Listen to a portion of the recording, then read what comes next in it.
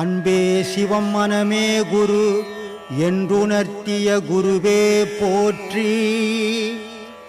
சத்தும் சித்தும் எதுவென்று உணர்த்திய குருவே போற்றி.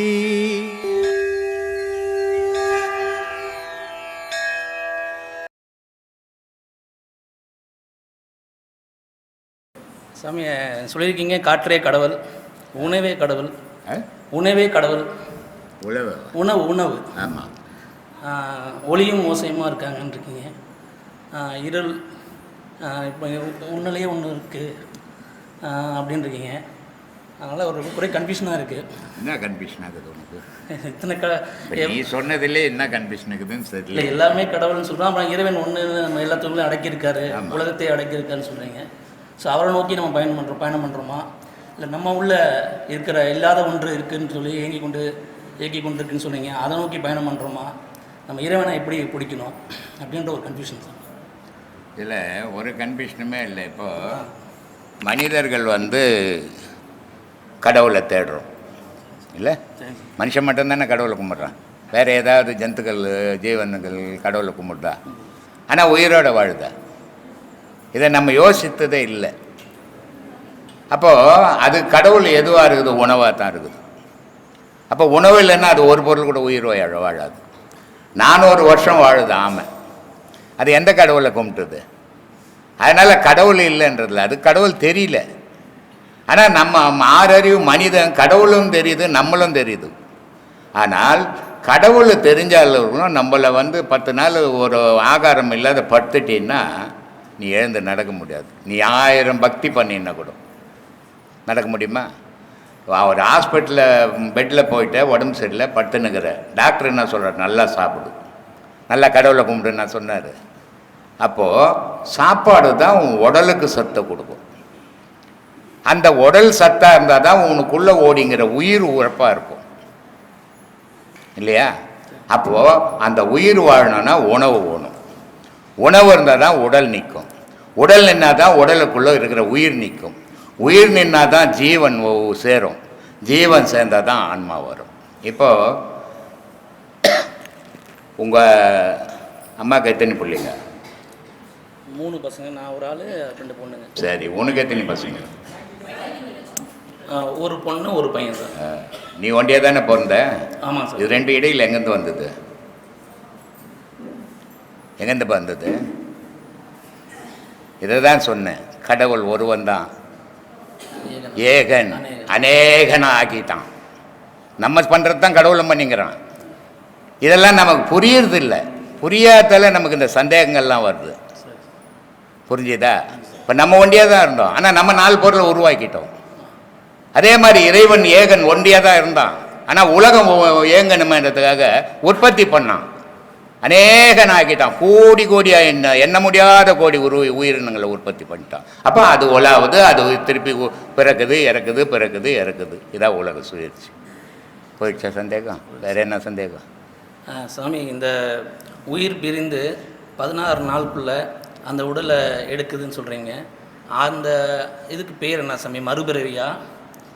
மறுபிறவி தொடர்ச்சிப்பா.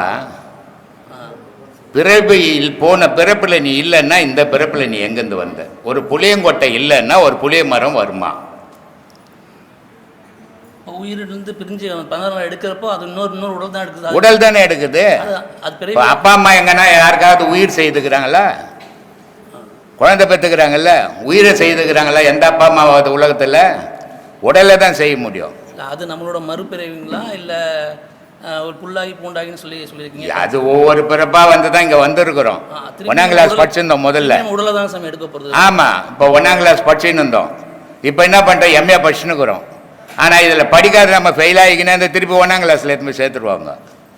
அதே மாதிரி புல்லாகி பூண்டாகி புழுவாகி கல்லாகி பல்லுயிராகி வந்து மனிதனாக வந்துக்கிறோம். இந்த மனித பிறப்பு எதுக்குன்னா இறைவன் அடையிறதுக்கு.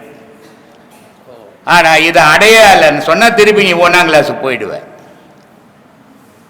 அப்போ பிறவினுடைய தொடர்ச்சி என்னன்னா ரொட்டேஷன் தான். உலக சுழற்சி மாதிரியே பிறவி சுழற்சி எடுக்குது. உயிர் போது ஒரு உடல் எடுத்துக்குது. உடல் எங்கேருந்து கிடைக்குது? தாய் தப்புங்கிட்ட இருந்து கிடைக்குது. ஆனால் உயிர் இறைவங்கிட்ட இருந்து கிடைச்சிது. அது அழியா பொருள். உடல் அழிஞ்சிக்கினே இருக்குது ரொட்டைனா. அதனால் இந்த அழியா பொருளை அழியிற பொருளை மறந்து அழியா பொருள் உள்ளே இருக்கிற கடவுளை தேடுங்க. உங்களை தேடினீங்களா தான் கடவுளை நீங்கள் தெரிஞ்சிக்க முடியும். நீங்கள் யாருன்னு தெரியாத கடவுள் யாருன்னு தெரியாது அப்படின்னு உங்களை தேடுங்கன்னு சொல்கிறேன். இப்போ நம்ம கடவுளை அடையிறதுக்கு நம்ம வந்து இப்போ மனுஷன் வந்து மகான ஆகி இறைவனை அடைகிறாங்க. மகான ஆவரன்ற நினைப்பே வரக்கூடாது. இல்லை இல்லை சொல்கிறேன். நான் கடவுளை அடையணும். சரி. நான் எதுக்காக பிறந்தேன், என்ன செய்ய வந்தேன், நான் என்ன செய்கிறேன், என்ன செய்யணும், இது மட்டும்தான். நான் மகான் ஆகணும், ஞானி ஆகிடணும், கடவுள் ஆகிடணும், அந்த நினைப்பே வரும். அந்த நினைப்பு வந்தவே மனசு வந்துச்சுன்னு அர்த்தம். மனமில்லாத நிலைக்கு போகணும் நம்ம. சரி சரி. அப்படி போகும்போது தான் அந்த பிறப்பை தவிர்க்க முடியும், இல்லைன்னா தவிர்க்க முடியாது. இல்லை சாமி, அந்த நான் என்ன கேள்வி கேட்குறேன்னா, இப்போ காட்சிகள் வந்து முருகன் அம்மன் அம்பாள்னு சொல்லி எல்லாம் இப்போ உனக்கு ஒரு மனுஷன் தானே, நீ யாராவது ஒரே ஒரு உருவம் செய்த மீன் மாதிரி வச்சுருந்தா நீ என்ன பண்ணுவ? என்ன பண்ண முடியும் உன்னால்? உனக்கு எதுக்கு 2 கை, 2 மூக்கு ஓட்டை எதுக்கு, 2 கண் எதுக்கு? ஒரு கண் வச்சுட்டு இந்த உலகத்தை பார்க்கலாமே. எல்லாமே உடலுக்குள்ளே இருக்கிறத மனுஷனுக்கு புரியாத காலங்களில் மகான்கள் வகுத்து கொடுத்தான். உன் உடலில் இதெல்லாம் இருந்து இயங்குது அப்படின்ட்டு. அதனால்தான் பாம்பன் சாமி சொன்னார், கடவுள் இத்தினி இருக்குதுன்னா இல்லைப்போ ஒன்று தான். ஒவ்வொரு தாய் தப்ப 4 புள்ள பிறகுது. ஒவ்வொரு பிள்ளைக்கு அவன் ஒருத்தன் புள்ள தான் 4க்கும் ஒரே பேர் வைக்கிறது இல்லையா? 4 பேரில் வச்சுக்கிற, அப்போ தானே புரியும். அதுக்காக கடவுளை அவன் மனசுக்கு ஏற்ற மாதிரி பிரிச்சுக்கணும் அப்படின்றதுக்கு தான் அண்டமாய் அவனியாகி அரியணை பொருளுமாகி தொண்டர்கள் குருவுமாகி துகிலாறு தெய்வமாகி என் திசை போற்றி நின்ற எண்ணருள் ஈசனான திந்திரல் சரவணத்தான் தினமும் என் சிரத்தை போற்றணும். ஈசனும் அதுதான், முருகனும் அதுதான், கிருஷ்ணனும் அதுதான், அம்பாலும் அதுதான்டா. நான் கும்பிடுறது முருகன்ற, இன்னொருத்தன் சிவான்றான் அத்தியே. இப்படி நம்ம மனம்தான் பிரிச்சதை தவிர கடவுளில் பிரிவு இல்லை. அடுத்த கேள்வி, நம்ம ஆன்மீக வழியில் போகும்போது சில பிரச்சனைகள் ஏற்படுது எனக்கு. அதை நான் அகிம்சை வழியில் போய் தேர்ந்தெடுக்கணுமா இல்லை வேற வழியில் தேர்ந்தெடுக்கணுமா? அதான் ஐயா சொல்லுவார், ஒரு பாம்பு ஒன்று வந்து தான் போகிற வரவங்களெல்லாம் கடிச்சு நேர்ந்து தான். அப்போ என்ன பண்ணாருன்னா, டேய் போகிற வரவங்களாம் கடிக்கூடாது, சும்மா என்ன பழக்கம் அது, அவங்க பாட்டுன்னு வராங்க அவங்க பாட்டுன்னு போகிறாங்க, நீ பாட்டு கம்முனுக்குறேன்னு. சரி, அந்த பாம்பை பெரியவர் சொல்லிட்டாருன்னு கேட்டுன்னு அந்த பாம்பை கம்முன்னு இருந்துச்சான். இப்போ போகிற வரவங்களாம் என்ன பண்ணாங்க, அதை போட்டு உதைக்கிறாங்க. நம்மளை உதைக்கிற மாதிரி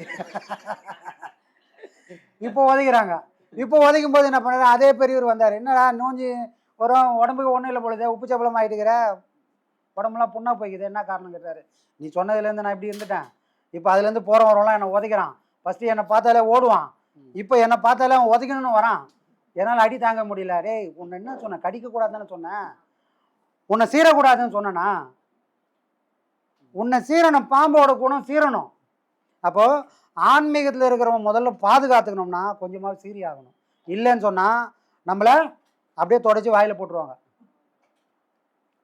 அப்போது நம்மளோட பாதுகாப்பாக இருக்கணும். இந்த உலகத்தில் நான் வாழணும்னா கொஞ்சம் முரட்டுத்தனமும் வேணும்.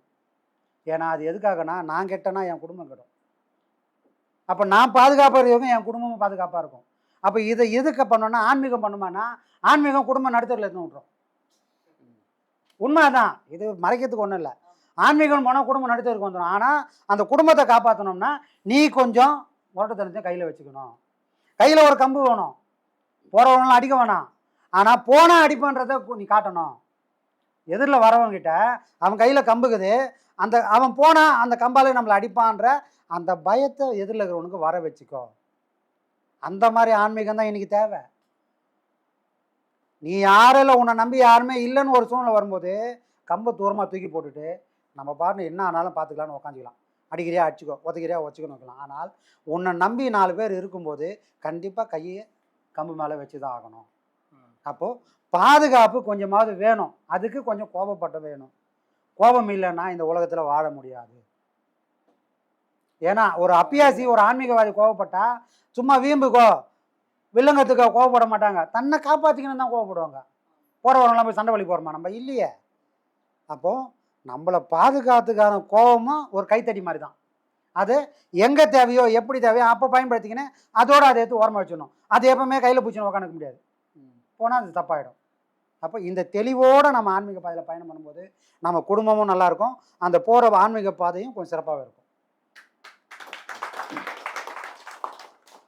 அடுத்த கேள்வி சாமி, உண்மையான ஆன்மீகவாதி எப்படி நான் புரிந்து கொள்வது? புரிந்து கொள்வது, தெரிந்து கொள்வது. இன்னைக்கு எல்லாரும் சாமி பார்க்காததெல்லாம் பார்த்தா மாதிரி ஒரு பேச்சு, காணாததெல்லாம் கண்டா மாதிரி ஒரு பேச்சு, அடையாததெல்லாம் அடைஞ்சிட்டா மாதிரி ஒரு பேச்சு இருக்கிறவங்க உலகமாகி போச்சு. இங்கே உண்மைக்கு மதிப்பு இல்லாமல் போச்சு. ஏன்னா பார்க்காதவங்களாம் பார்த்தா மாதிரியே பேசிக்கிறான், சுவைக்காதவங்களாம் சுவைச்சா மாதிரியே பேசிக்கிற உலகமாகி போச்சு. அதுதான் கூடு விட்டு கூடு பாயிறான்றான். நம்ம ஐயா ஒரு நாள் கூட கடைசி நாளில் தான் சொன்னார். எப்போ முன்னாடியும் அந்த சித்ரா பௌர்ணமி மட்டும்தான் வெளிப்படையாக சொன்னார். நானும் இந்த உடலை விட்டு வெளியே போய் அம்மையும் அப்பனையும் தரிசனம் எப்போ சொன்னார்? 60-65 வருஷம் பயணம் அந்த ஞானப்பாதையில் போனதுக்கு அப்புறம் தான் கடைசியாக ஒரு முடிவான நிலையை தேர்ந்தெடுத்துட்டு அதுக்கப்புறம் தான் இந்த உலகத்துக்கே சொன்னார். அப்போ எவ்வளோ பெரிய பக்குவமான நிலை இருக்கும். ஆனால் இன்னைக்கு தடுக்கு ஒன்றுலாம் என்ன பண்ண, நான் கூடு விட்டு கூடு வாரான்றான், பேயை பிடிச்சி கூடுல அடைக்கிறோன்றான். இந்த மாதிரி ஆளாக இருக்கிறான் சாமி. இன்னைக்கு ஆன்மீகம் அவ்வளோ கேவலமாக போய் நிற்கிறான். இன்னைக்கு ஐயா எதெல்லாம் இல்லைன்னு சொன்னார், பேய் இருக்குதுன்னு சொல்லிக்கிறார் ஐயா இல்லை. ஆனால் ஐயா பேரை வச்சு பொழப்ப நடத்துகிறவன் ஒரு ஊட்டை வச்சுக்கின்னு ஒரு 3 பேரை வர பாட்டில் வர போட்டு அடிச்சு வச்சுக்கிறேன்னு சொல்லுங்கிறான் ஊரெல்லாம். அதுவும் அந்த பேய் யார் மேலே இருந்ததுன்னா அப்பியாசம் பண்ணுறவங்க மேலே இருக்குதான். அவனை நம்பி யார் போனாங்களோ அவன் மேலேயே அந்த பேய் இருக்குதான். அந்த பேயை இவன் ஓட்டி ஒரு பாட்டில் போட்டு அடிச்சு வச்சுக்கிறானா. இதை பாதிக்கப்பட்டன்னு சொல்கிறான் ஒரு இடத்துல. ஆன்மீகம் எங்கே போய் நிற்குது? எங்கே சாமி போய் நிற்குது? இந்த மாதிரி களவாணி பசங்கள்லாம் இருக்கும்போது ஆன்மீகம் எங்கே போகும்? திசை மாதிரி போகும் சாமி. ஞானத்தை எல்லாத்துக்கும் கொண்டு போய் சேர்க்கணும், எல்லா மக்களும் நிம்மதியாக வாழணும்னு போராடிய கூட்டம்லாம் ரோட்டில் நிற்குது. ஊரை ஏமாற்றணும், ஊரை அடித்து உலையில் போடணும், எதெல்லாம் பொய்யோ அதையே பிரமாணம் படுத்தின்னு போனோம், மந்திரவாதி மாதிரி போனோன்றவெல்லாம் சபையில் ஏறி உக்காந்துக்கிறான் சாமி. ஆன்மீகம் இவ்வளோ மோசமாகுது. அப்போது ஆன்மீகத்தை தேடி போகக்கூடியவன் எல்லாம் எப்படி இருக்கணும், நாமெல்லாம் எப்படி இருக்கணும்னு சொன்னால், போகக்கூடியவங்களாம் எப்படி இருக்கணும்னு சொன்னால், இந்த பொய் பித்தலாட்டம் பண்ணுறவங்களுக்கு முதல்ல அடையாளம் தெரியணும். ஐயா சொன்னார் சில விஷயங்கள், இது பொய்யடா, பேயின்றது பொய்யடான்னா அதை சொல்கிறவன் எல்லாம் பொய்யா தான் இருப்பான். ஞானத்தை அடைஞ்சவன் எல்லாத்தையும் தூக்கி போட்டு போயிடுவான்பா. அவனுக்கு இடுப்பில் கட்டுறவே அருணாகயிறு இருக்காத. அருணாகயிறு எது சாமியாக இருக்கணும்? உன்னை காப்பாற்றக்கூடிய கயிறு உன் மூச்சு கயிறுப்பா. அது போச்சுன்னா உன்னை எதுவுமே காப்பாற்றாது. நீ இடுப்பில் கட்டுக்கிற பொருளை உன்னை காப்பாற்றும். அது மேலே கூட உனக்கு பற்று வந்துடக்கூடாதுன்னா சாகும்போது வெட்டக்கூடிய அருணாகயிறை முன்னாடியே நீ செத்தா மாதிரி ஒரு உருவாக்கி இன்னொரு பிறவியை கொடுக்குற. அருணாகயிறு காரணம் என்ன? அறுக்கிறதுக்கு நீ அன்னிலேருந்தே உனக்கு ஒரு புது பிறவி. நீ அன்னைக்கு தான் புதுசாக பிறந்த, அதுக்கு தான் அருணாகயிறை கட் பண்ணுறாரு ஐயா. அப்படி வந்த ஒரு இடத்துல அருணாகயிறு கூட உனக்கு சொந்தம் இல்லடா அப்படின்னு சொன்ன இடத்துல எல்லா வேலையும் போங்க, எல்லாமே வந்து தான் அப்படின்னு சொல்லக்கூடியவெல்லாம் ஆன்மீகவாதியாகிறான் சாமி. அப்போ நாம் என்ன பண்ணணும்? எப்பவுமே தெளிவாக நிற்கணும். உண்மை இதுதானா, அந்த உண்மைக்கு மாறுபாடாக எவெல்லாம் பேசுகிறானோ, அந்த உண்மைக்கு மாறுபாடாக எவெல்லாம் செய்கிறானோ அவெல்லாம் பொய்ன்னு முடிவு பண்ணிட்டா, அவன் நாளைக்கு வேஷம் போட்டால் கூட, டேய் நீ நேற்று வரைக்கும் அப்படி தானே இருந்த, இன்னைக்கு காரியத்தோடு தானே வேஷம் கட்டிக்கிற, நேற்று வரைக்கும் என்ன வேட்டி கட்டின்னு இருந்த, இன்னைக்கு என்ன வேட்டி கட்டிங்கிற. இந்த கூத்து கட்டுறவன் இருக்கிறான், கூத்து கட்டுற வரைக்கும் ராஜா மாதிரி இருப்பான். கட்டினவன் அவன் எங்கே போவான், எங்கே இருப்பான்? படைசே அவன் எவனோ குணத்தில் இருந்தானோ, சாராய கடையிலேருந்து வந்தவன் அந்த என்ன பண்ணுவான்? திருப்பி சாராய கடைக்கு தானே போய் ஆகணும். அந்த மாதிரி பௌர்ணமிக்கு வேட்டி கட்டுறவன்லாம் இருக்கிறான். பௌர்ணமி முடிஞ்சவன அவன் என்ன பண்ணுவான்? அவன் இயற்கையான குணம் ஒன்று இருக்குது, அதை மாற்றவே முடியாது. ஐயா சொன்னார் பாரு, பிறவிலேயே கெட்டு போனவனை கடவுளால் கூட மாற்ற முடியாது. பிறவிலேயே கெட்டு போனவன்லாம் இன்னைக்கு ஆன்மீகவாதின்ற போர்வையில் வெள்ளை துணி கட்டின்னு திரியிறான். அவனை எக்காரணம் ஒன்று மாற்றவே முடியாதுன்ற உண்மை புரிஞ்சிச்சுன்னா, நாளைக்கு அவன் மகாராஜா வேஷம் போட்டு வந்தா கூட, கடவுள் வேஷம் போட்டு வந்தா, டேய் உன் வேஷம்லாம் எனக்கு தெரியணுன்ற அளவுக்கு சுற்றி இருக்கிற எல்லா சீடர்களுக்கும் பக்குவம் வேணும். பக்குவம் இருந்தால், அந்த பக்குவத்தோடு இருந்தால் இந்த வேஷம் போகிறவங்களாம் வேஷத்தை கலைச்சிட்டு ஏன்னா நம்ப மாட்டாங்களே உலகத்தில் அப்படின்ற சூழ்நிலைக்கு கொண்டு வரணும். அப்போ யார் தெளிவாக இருக்கணும்? ஏமாத்திரவன் தெளிவாக இருக்கிறான், நம்ம போகிறவங்க தான் தெளிவாக இருக்கணும். இது பொய்யன்னா இது சாகிற வரைக்கும் பொய்யா தான் தெரிய போகுது. அது ஒரு நாள் உண்மையாக மாறதுக்கு வாய்ப்பே கிடையாது. ஒரு பாலில் ஒரு லிட்டராக பாலாக இருந்தால் கூட ஒரு துளி விஷம் பட்டால் முடிஞ்சு போச்சு அது கதை. அது திரும்ப பாலாக மாறுமானா வாய்ப்பே கிடையாது. அந்த மாதிரி கெட்டுப்போன கூட்டமெல்லாம் கெட்டு போனால் அதுக்கப்புறம் திருந்ததுக்கு வாய்ப்பே கிடையாது. ஐயா சொல்லியே திருந்தாதவங்களாம் யார் சொல்லி தந்த போகிறான்? திருந்துவானா? ஐயா மாதிரி இன்னொருத்தர் வந்து திருத்த முடியுமா? முடியாது. யாராலையும் திருத்த முடியாதுன்னு ஒருத்தன் நெஞ்சு நிமித்தி நிற்கிறான்னா அவனெல்லாம் அடையாளம் கண்டுக்கின்னு நாம விலகி நிற்கணும். உண்மை இதுதானா? உண்மை பக்கம் நின்னாவே போதும் சாமி, ஆன்மீகம் செழிப்பாக வளரும்.